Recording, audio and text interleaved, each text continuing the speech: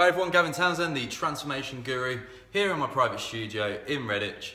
And it's been a very busy month this month. Personally, I've got over 50 private clients and I've done a lot of plans, not just on a one-to-one, but also online. I'm very grateful that I've got clients not just in the UK, but worldwide online also. Very soon, I've got my own Patreon account coming out, which will have loads of in-depth fitness tips and nutritional tips, recipes, and a lot more. So today's video topic is all about what to do once you've hit your weight loss goals.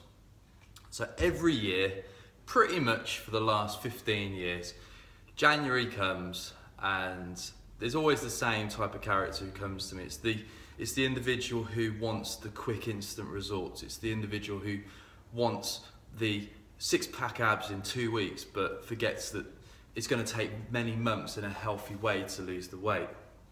And I always have to measure people's expectations, but more so than ever, since the birth of the likes of Instagram and Facebook, it's got, well, can only describe as worse for us personal trainers. Any decent trainer watching this will agree that measuring clients' expectations nowadays is very important, not just for physical health, but also for clients' mental health. If you look at the increasement of mental health today, it's correlating quite well with obesity and the likes of other issues in society, including excessive phone and social media use. Personally, I only use social media for business and I choose to try and switch off from it because, let's be honest now guys, it's not an exciting place, and being online each and every day can really draw you away from what's really important in life. But that's another subject I'll talk on in the future, and I've done previous videos talking about the damaging effects of social media. But this video is all about weight loss goals and what to do specifically once you've reached your target weight. So for a lot of people, there's always this fixation on the new year, I've got to lose weight, I've got to lose weight. Well, define that weight. Let's be honest, it's fat weight that you're trying to lose, not weight that you see on a pair of weighing scales. Problem is, a lot of people fixate too much on weighing themselves on weighing scales and not fixating on the actual subject that they're trying to lose, and that's fat weight. Healthily, for men, I'd say between 1.5 and 2 pounds of body fat a week at the most. For women, probably the same, a little bit more perhaps, because women naturally carry more body fat than men. And it depends on the individual, it depends on your age, it depends on how much body fat you're carrying. And let's be honest, it's also subject to how active you are, how disciplined you are with your nutrition, and a lot more. So personally, I'm competing during the summer months. I'm getting into great shape. Despite weighing just over 16 stone right now, I'm actually in great shape and I feel alive. I'm eating really well, eating healthy. My bowel function's working well, everything's going really well. So I'm full of energy and I've only had one coffee, which will surprise a lot of my friends watching this. But the biggest issue for a lot of people I find, especially when they start a weight loss journey, is they hit a plateau and then they fall off the wagon. It's simple as that. I must say easily 80% of people who start a weight loss journey will be repeating the same process each and every year, and this video is for them. It's simple.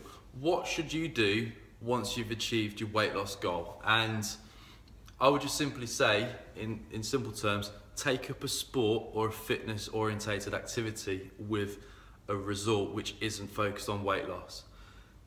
The best clients I've got who've sustained amazing figures do not focus on weight loss. Their weight loss has been a result of sport activity and fitness targets. So, to give you an example, I train 2 Sikh guys at the moment. They're great guys, brothers.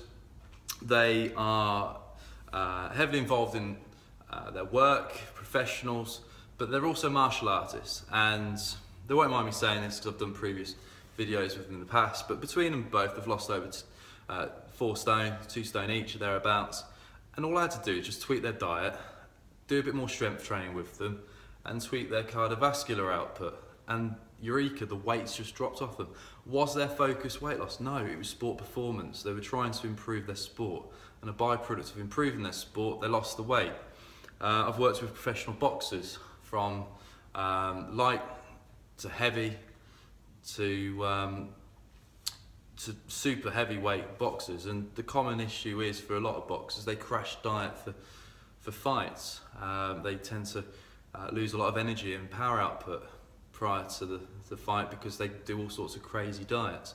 But I try and lean the fighter out so that they only have to simply tweak their training and their fitness the week or two before, and they come in on weight, and their energy output's amazing. But again, the fixation there is on sport performance, not on weight loss. But the weight loss came off as a result of good nutrition, a training strategy that suits, and the right supplementation.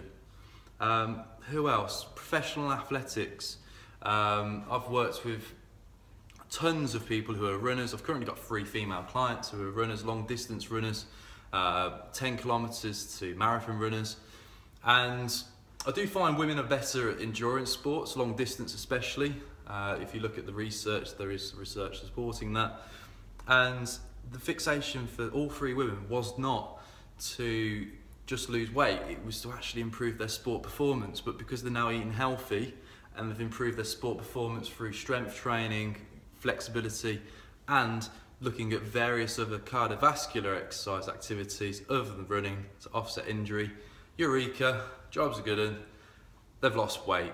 So will these individuals, the professional athletes I've worked with, the martial artists, the kickboxers, the whole host of different sports people, retain a decent shape all year round? In 90% of cases, I'd say yes.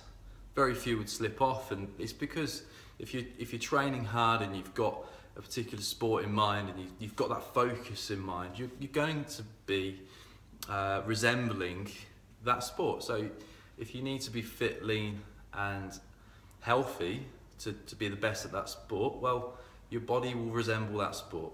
But obviously if you want to rest, if you want to recover, like I did over Christmas, I'd quite happily put on over 2 stone, and that's just to simply build up certain muscles and just let my body relax. But I feel great, I feel full of energy, and again, my journey to fat loss is slow and it's going to be consistent. Is it going to be the next 2-3 weeks? Damn no. Why is that? Because you will damage yourself. Anyone selling you the fad idea of instant weight loss is mis-selling you, probably uneducated, inexperienced, and they're going to do you more harm than good.